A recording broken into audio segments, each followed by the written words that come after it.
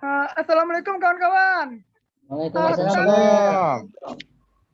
Dido gimana kabarnya Do? Alhamdulillah, baik, Pel. Oh ya, pandemi ini bikin susah ya kita ketemu ya. Ya Kita gitulah. bahas secara perkembangan filologi di India yuk. Gimana, mau nggak? Ya. Mau. Mau. Ayo aja. Kalau kita bicara tentang sejarah perkembangan itu biasanya menyangkut 3 poin kan, seperti sejarah latar belakang, naskah-naskah dan juga telaah juga kan. Terus sejarahnya tuh gimana? Sejarah latar belakangnya tuh gimana sejarah? Oh baik, sejarah perkembangan filologi di India itu dimulai di awal abad ke-3 sebelum Masehi, di mana India dengan Persia membuat suatu naskah, di mana naskah itu bernama Pancacatran. Pancacatran ini mereka ubah ke bahasanya sendiri. Di India mereka ubah, di Persia juga mereka ubah.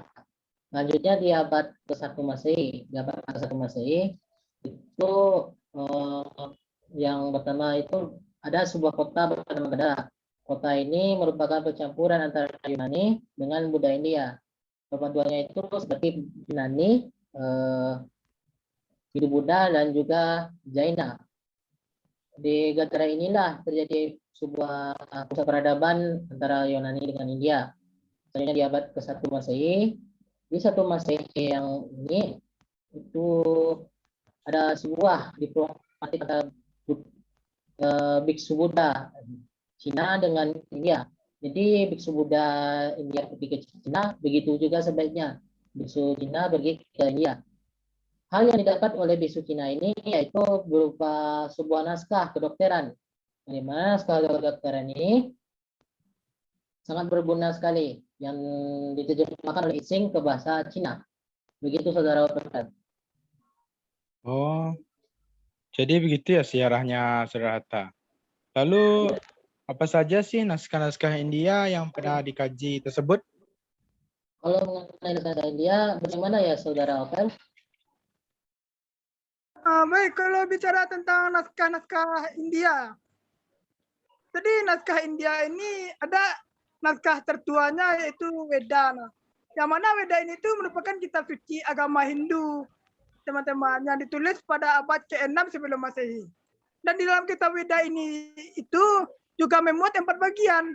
Ada Rage Weda, Sama Weda, Yajur Weda, dan juga Atar Weda.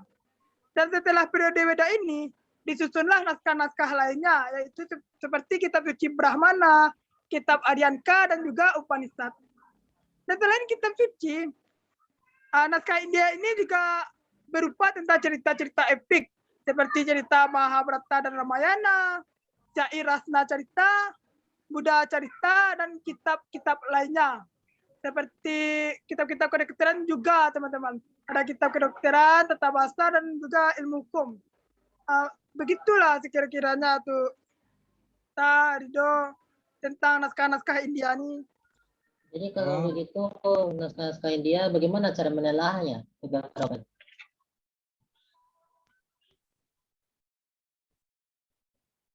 Kalau bicara tentang menelaah naskah di India ini, mungkin Saudara Rido bisa jelasin tuh, Saudara.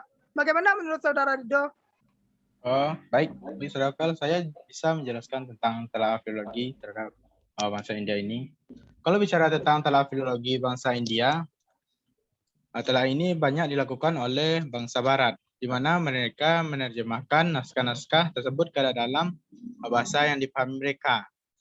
Contohnya saja, di mana pada tahun 1651, yaitu Abraham Roger, ia adalah seorang peneliti Belanda yang meneliti tentang kitab suci, Brahmana, dan Iktisar Bhatihari. Dan ia juga menulis sebuah buku yang berjudul Open Door to the Hidden Pendam.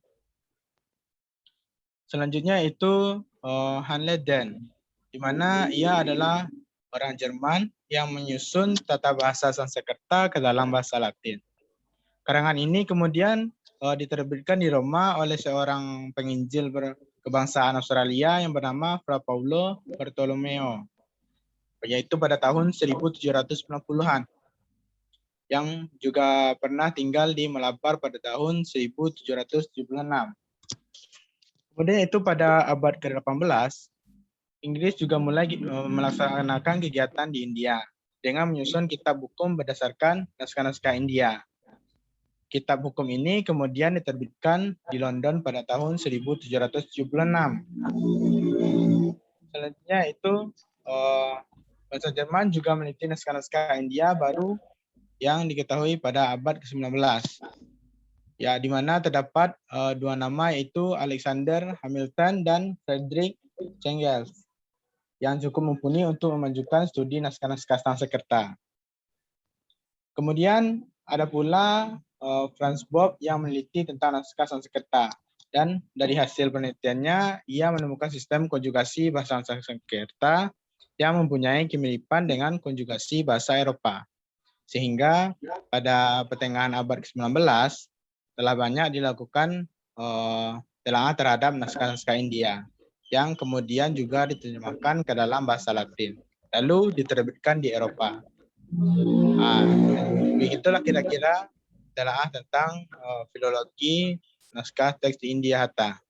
Oh, begitu ya, saudara Ridho. Berarti terjadinya telah itu di abad ke-17, 18, dan 19 ya, saudara Ridho. Ya. Oh, jadi gitu ya, Dok. Berarti kalau kita bicara tentang sejarah perkembangan ini, berarti meliputi tentang latar belakang, tentang naskah, dan juga tentang bagaimana telaahnya itu ya, teman-teman. Iya. Ya. Oh, baiklah, terima kasih teman-teman. Waduh, mungkin sampai ini aja ya kita ceritanya. Kalau pandeminya, mudah-mudahan secepatnya kan kita bicaranya bisa langsung kan.